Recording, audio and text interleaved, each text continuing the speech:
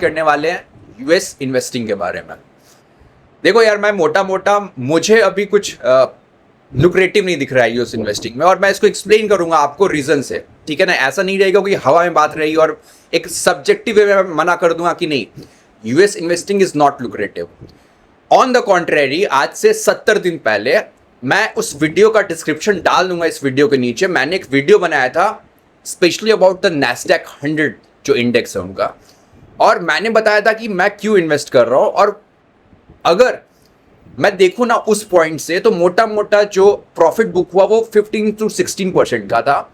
बहुत सारे लोग इसको स्विंग ट्रेडिंग भी कहते हैं, तो वो मैंने करा था। That was the app time. अभी ऐप टाइम नहीं है, इस that I will explain you. अभी जब आप किसी शेयर में इन्वेस्ट करते हो ना, तो आप क्या करते हो, आप रिस्क समझते हो, राइट। वही चीज कंट्री के केस में भी होता है। सो यहां पे हम इस वीडियो को 3 पार्ट में डिवाइड करेंगे। पहला पार्ट रहेगा, पहले दोनों पार्ट में हम रिस्क समझेंगे। पहला रहेगा रिस्क, करेंसी रिस्क। दूसरा रिस्क रहेगा माइक्रो एनालिसिस हम करेंगे, जो उनके पॉपुलर स्टॉक हैं जिसको मैग्निफिसेंट 7 कहते हैं, मैक्स 7 कहते हैं बहुत सारे लोग, उनका हम स्ट्रक्चर एनालिसिस करेंगे and why the time is not apt to go for the US investing. और तीसरे स्टेप में ना हम बात करेंगे क्यों इकोसिस्टम के द्वारा इसको पुश किया जा रहा है, ठीक है। तो लेट्स स्टार्ट। आपको चार्ट दिख रहा होगा यूएसडी आईएनआर का, और ये मंथली टाइम फ्रेम पे चार्ट है। मैंने क्या कहा कि मैं यूएसडी इन्वेस्टिंग के लिए अभी इंथुसियास्टिक नहीं हूं, बाद में हो भी सकता हूं, नहीं भी हो सकता हूं, वो टाइम बताएगा, वो एनालिसिस बताएगा, रिस्क कैसा है वो बताएगा। अभी देखो इस चार्ट को जब आप देखोगे ना यूएसडी आईएनआर को, और आप किसी से पूछो कि यूएसडी और आईएनआर में फ्यूचर में क्या होगा, तो सब लोग बोलेंगे कि आईएनआर कमजोर हो जाएगा। कोई बोलता है आईएनआर 100 जाएगा, कोई बोलता है 150 जाएगा, कोई 200 डॉल जाता है। और ऑनेस्टली मैं बताऊं तो जो प्राइमरी ट्रेंड है, जो सेक्युलर ट्रेंड हम कहते हैं, तो वो आईएनआर वीक होना ही है। मतलब प्राइमरी ट्रेंड यही बता रहा है, मतलब for the couple of years. But किसी ने आपको ये नहीं कहा होगा कि जब चूंकि ये सेक्युलर ट्रेंड है, और सेक्युलर ट्रेंड हम निकाल रहे हैं लंबे टाइम फ्रेम में, मतलब ईयरली बार्स पे, क्वार्टरली बार्स पे, मंथली बार्स पे। बट ऐसे भी इंस्टेंस आए हैं जहां पे हाई ड्रॉ डाउन आया है। अभी ड्रॉ डाउन क्या होता है, सपोज अभी यूएसडी ने एक हाई मारा 97 का, ठीक है, अज्यूम करते हैं। उसके बाद क्या होता है, यूएसडी एप्रिशिएट करना रुक जाता है और उसके बाद वो फॉल करता है। तो सपोज जाता है वो 97 से अप्रॉक्स पकड़ लो 88 तक जाता है, और 88 पे बॉटम बनाते हैं, और वहां पे कुछ टाइम वो वेट करेगा। तो इसको क्या कहते हैं ना, ड्रॉ डाउन करते हैं। Means the fall from the all time high to the bottom, this is known as the drawdown. तो कितना आया, 10-11% का ड्रॉ डाउन आया। तो ऐसे मल्टीपल इंस्टेंसेस हुए हैं पास्ट में जहां पे फॉर टाइम बीइंग जो अपना इंडियन रूपी है वो एप्रिशिएट किया है as compared to USD dollar, ठीक है। अभी हम इसको समझेंगे फैक्ट से। मैंने क्या बोला वीडियो स्टार्ट करने से पहले, कोई भी चीज मेरे दिमाग का फितूर नहीं रहेगा, कोई भी सब्जेक्टिव चीज नहीं रहने वाला है। I will prove you with the data, ठीक है। अभी आप देखो, मैं कुछ लाइन मार्क्स कर रहा हूं, ठीक है।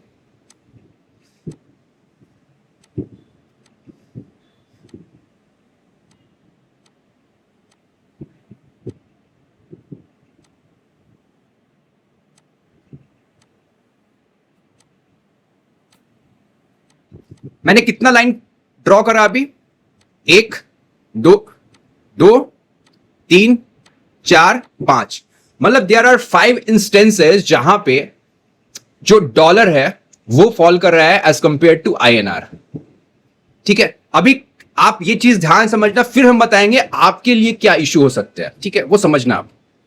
अभी हम मैग्नीट्यूड देते हैं कि मैग्नीट्यूड क्या रहा है फॉल्स का।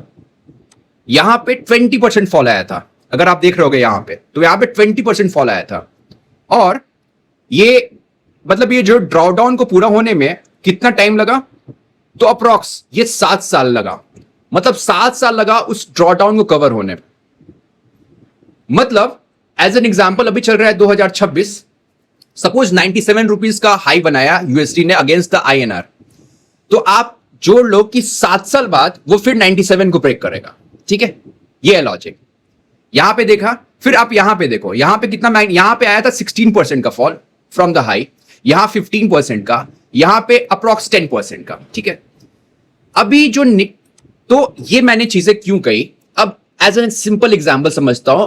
My name is Nitish. अभी मुझे लगता है ना, नीतीश को लगता है कि किसी फिट इन्फ्लुएंसर ने या फंड हाउस ने मतलब एक पॉडकास्ट ने बोला कि यूएस इन्वेस्टिंग में बहुत अच्छा मौका लग रहा है, तो मुझे वो क्या हो गया, मुझे मार दिया फोमो, मैंने जाके इन्वेस्ट कर लिया।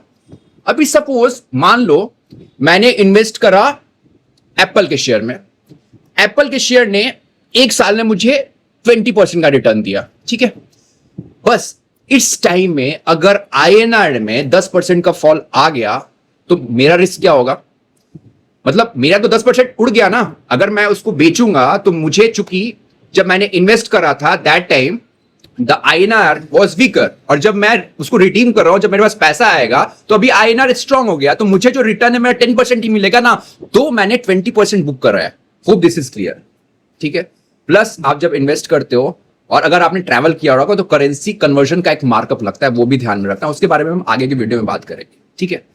अभी आते हैं मुद्दे पे, अभी क्या लग रहा है प्राइस एक्शन से। देखो यार, अगर आपने अभी आरबीआई का कुछ अनाउंसमेंट सुना होगा ना, तो एक एफसीएनआर डिपॉजिट, बिकॉज उसके बारे में बहुत ज्यादा बात नहीं कर सकता हूं, तो मुझे क्या लग रहा है ना, आप ये चीजों को ना, इस चीज को बुक मार्क करके रखना है। एंड मैं क्या बोल रहा हूं ना, मेरा स्टाइल है प्रोएक्टिव बात करने का। ये नहीं होगा कि इवेंट हो गया, सब कुछ बर्बादी हो गई, फिर मैं वीडियो बनाऊंगा। दैट इज द रीजन मैंने राज्य स्पोर्ट पे कभी वीडियो भी नहीं बनाया। मुझे 2 लोगों ने बोला why the fuck I will waste my time on a crap यार, ठीक है ना।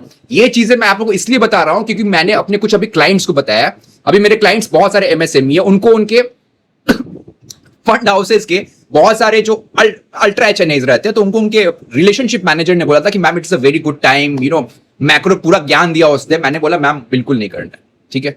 तो मैंने सोचा कि जब मैं अपनी उस फैमिली को बता रहा हूं तो मैं अपनी इस फैमिली को भी बताता हूं, ठीक है ना।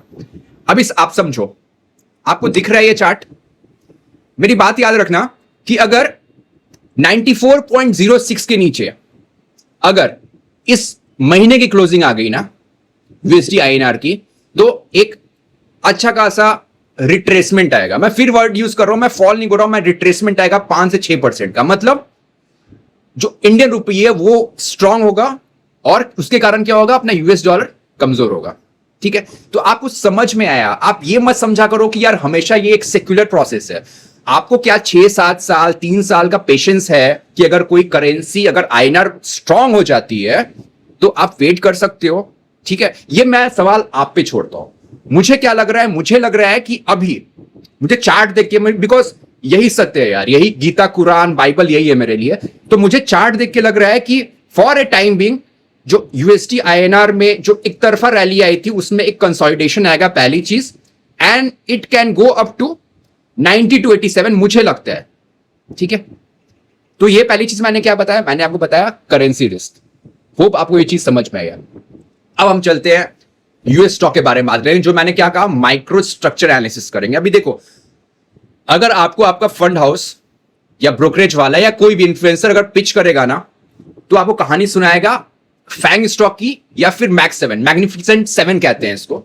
अब इसमें कौन कौन सा रहता है, तो इसमें सबसे पहले आएगा मैक्स 7 की बात करते हैं, तो इसमें आएगा अमेजॉन, आपको अल्फाबेट आएगा, फिर आपको ये आएगा एप्पल आएगा, फिर एम से आएगा मेटा आएगा, माइक्रोसॉफ्ट आएगा, फिर एनवीडिया आएगा और फिर टेस्ला आएगा। 7 स्टॉक आते हैं मैक्स 7 में। और ईमानदारी की बात बता रहा हूं भाई, ये 7 स्टॉक ना महान स्टॉक हैं, they are a very good stock, मतलब उसमें कोई डाउट नहीं है। देखो बहुत बार क्या होगा ना, आपको जो प्योर रिसर्च एनालिस्ट वाला है ना, वो बोलेगा कि नहीं अपने को चार्ट नहीं देखना है, टाइमिंग नहीं करना है, विच इज अ बुलशिट। अगर चार्ट नहीं देखना है, टाइमिंग नहीं कर सकते हो ना यार, तो वही लोग फिर आके बोलते हैं कि 2030 तक निफ्टी 1 लाख हो जाएगा। तो मतलब कितना, मतलब ये है ऑक्सीमोरॉन है कि एक जगह आप बोल रहे हो कि आप टाइम नहीं कर सकते हो और दूसरी जगह वही आदमी बोलता है कि निफ्टी यहां पे टच कर सकता है। तो आप वेरी वेल टाइमिंग कर सकते हो, ठीक है। और मैं फिर बता रहा हूं कि मैंने नैस्डैक 100 में 70 दिन पहले वीडियो बनाया था। उस समय टाइमिंग थी, उस समय चार्ट स्ट्रक्चर था, उस समय यूएसडी आईएनआर का चार्ट फेवरेबल था, ठीक है। तो हमने इन्वेस्ट करा और फिर हमने प्रॉफिट बुक कर लिया, ये भी बता दे रहा हूं, ठीक है।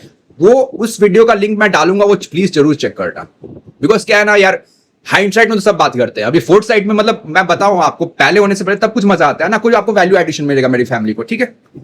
तो अभी हम क्या करेंगे ना, अभी हम जाएंगे और सबसे पहले हम सारे स्टॉक्स के बारे में बात करेंगे और वीकली टाइम फ्रेम और मंथली टाइम फ्रेम का यूज करेंगे, ठीक है।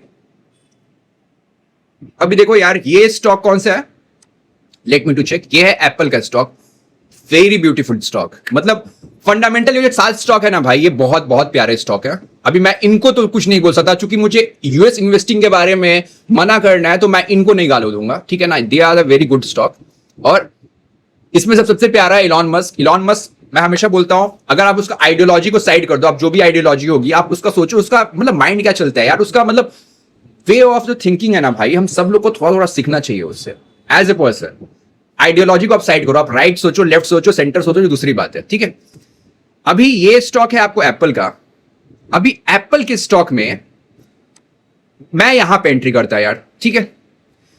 होता क्या है ना कि जब सारी कहानी चली गई, स्टॉक लॉन्ग रन कर गया, तो मैं फिर क्यों इंटर करूं अभी। मतलब अगर मुझे इंटर करना होता ना यार, तो मैं अभी मेरे एंट्री से स्टॉक अगर मैंने एंट्री किया होता है, ये 100% ऊपर है, मैं क्यों इंटर करूं। कुछ इसमें करेक्शन आएगा, रिवर्सल ब्रेकआउट होगा वीकली चार्ट पे, तब तो मैं जाऊंगा ना। अभी देखो ना, आपको थका हुआ स्टॉक नहीं लग रहा है, मैं बताता हूं, देखो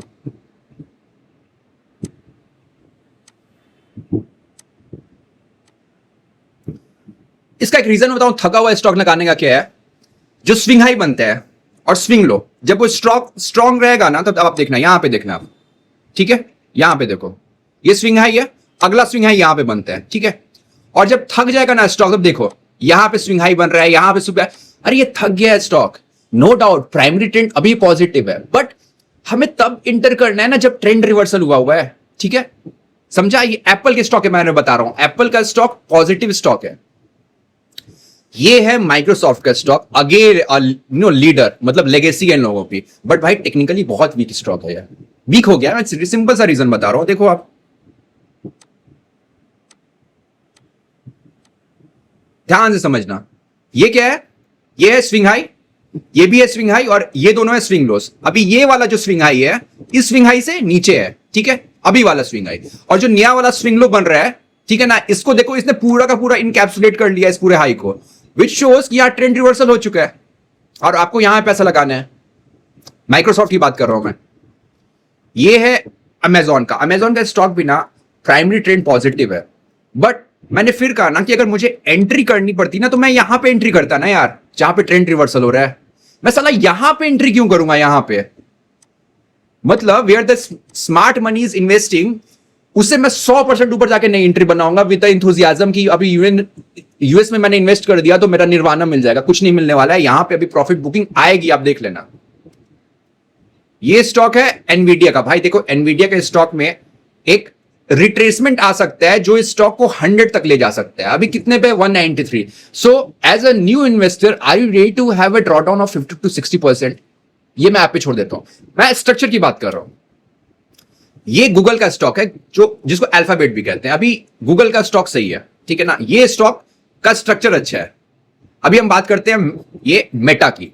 तो भाई मेटा में करेक्शन आने वाला है। इसका रीजन ये है कि यहां पे lower low and lower high बनने शुरू हो गया है मंथली चार्ट पे।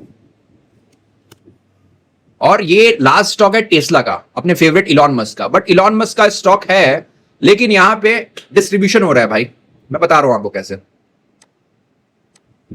ये देखो, ये स्विंग हाई जो है, ठीक है, ये वाला स्विंग हाई, मतलब ये वाला स्विंग हाई, अगर आप हाई के बेसिस पे देखो तो ये वाला स्विंग हाई छोटा है और ये वाला हाई इससे छोटा है, ठीक है ना। सिमिलरली आप देखो यहां पे अभी इस महीने को खत्म होने में 2 से 3 दिन बचा हुआ है, बट ये एक नया स्विंग लो बनता हुआ दिख रहा है, विच अगेन शोज कि यहां पे एक प्रॉफिट बुकिंग आएगी, ठीक है। तो मैंने मोटा मोटा क्या बताया, मैंने आपको दिखाया माइक्रोसॉफ्ट का, एनवीडिया का और टेस्ला का। इसके अलावा अमेजॉन का, या फिर आप अल्फाबेट की बात करो, अल्फाबेट का स्टॉक सबसे स्ट्रांग है इसमें, ठीक है, नो डाउट। अभी मैं उसको वीक नहीं बोलूंगा, वो दिख रहा है चार्ट पे। इसके अलावा ना मुझे या तो स्ट्रक्चर में वीकनेस दिख रहा है, या एक अच्छे रन के बाद, मतलब 100% भागने के बाद कोई लार्ज कैप, आप सोचो आपका कोई लार्ज कैप निफ्टी का अगर 100% भाग जाए, तो वो वेट करेगा ना भाई कि वो भागते रहेगा, ठीक है।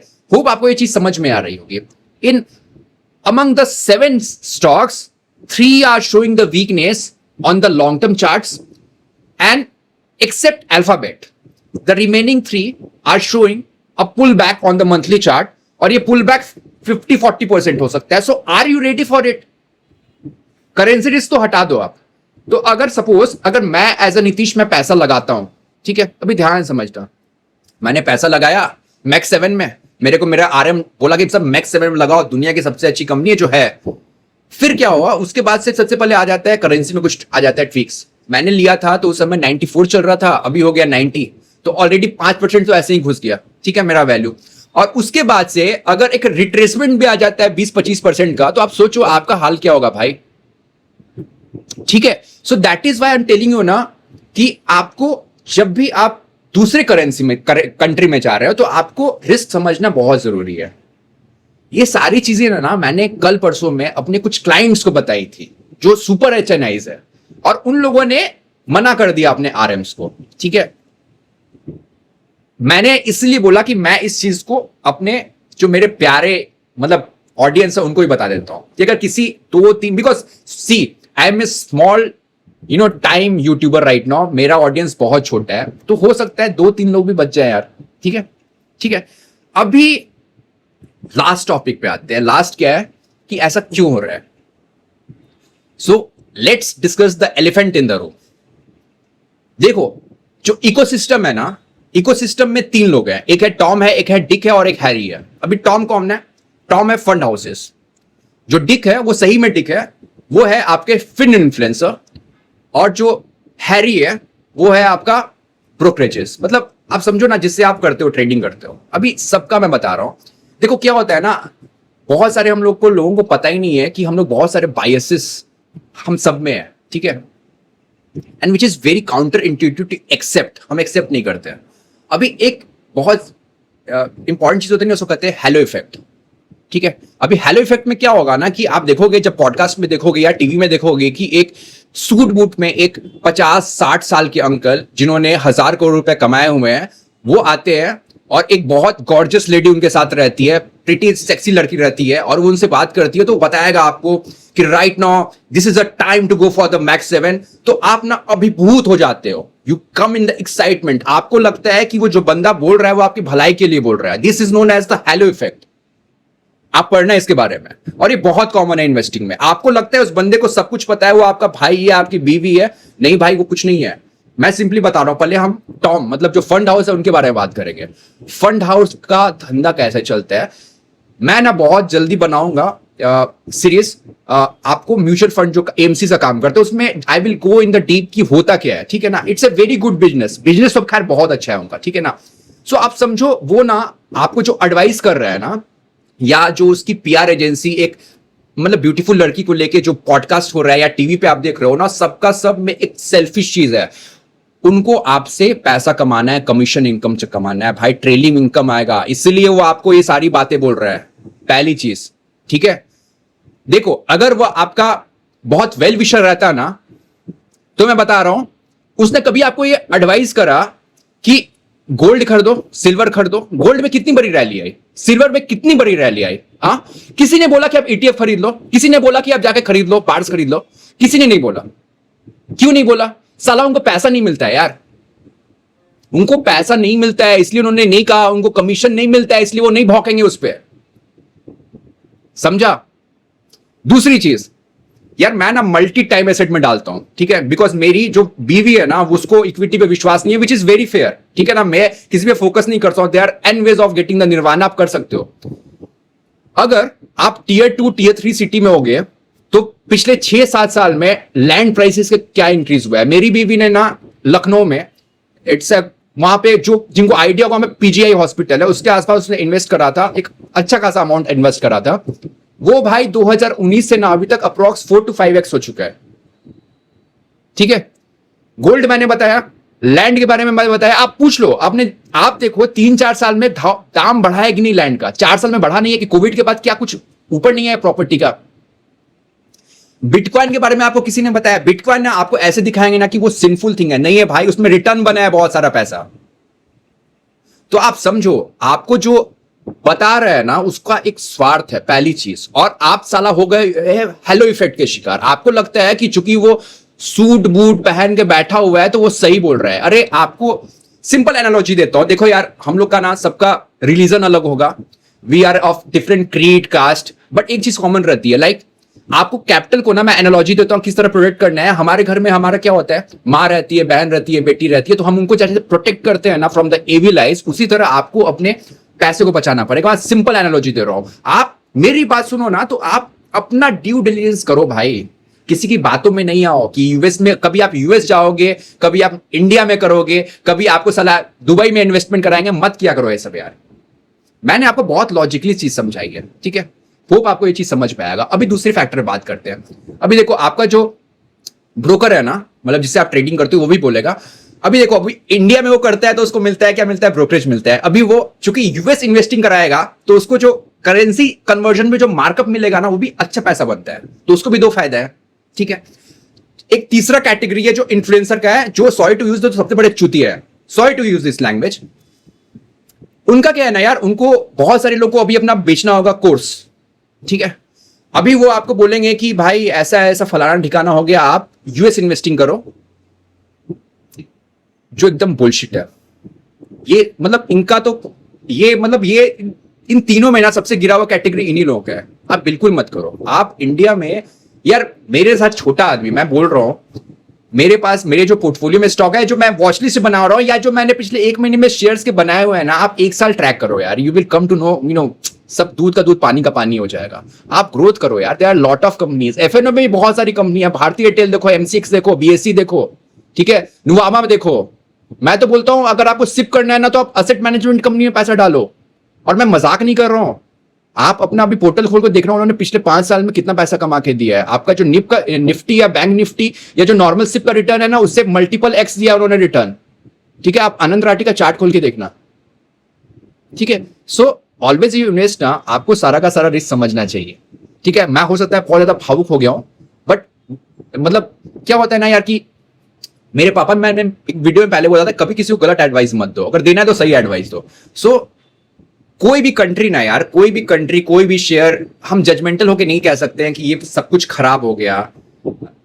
एज एन एग्जाम्पल मैं बता रहा हूं, lot of people make fun of HDFC bank, ITC, Infosys, TCS, मतलब वो बहुत गलत है। आप जजमेंटल होके बिल्कुल मत सोचा करो।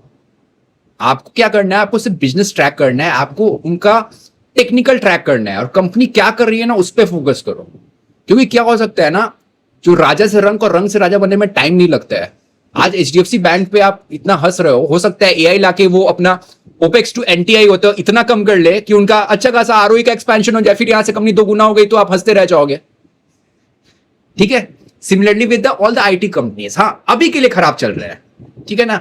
हमको उनका कोई चीयर लीडर नहीं बनना है किसी शेयर का, हमको बिल्कुल जजमेंटल होकर काम नहीं कर रहा है। सेम विद कंट्री, अमेरिका आज मेरे को खराब लग रहा है यार, अगर वहां पे अच्छा खासा करेक्शन आ गया, वहां रिवर्सल ब्रेकआउट मिला, तो एकदम फिर से वीडियो बनाऊंगा आप लोगों के लिए, और मैं बताऊंगा कि अभी तो ढोल बाजे के साथ जा रहा है वहां पे।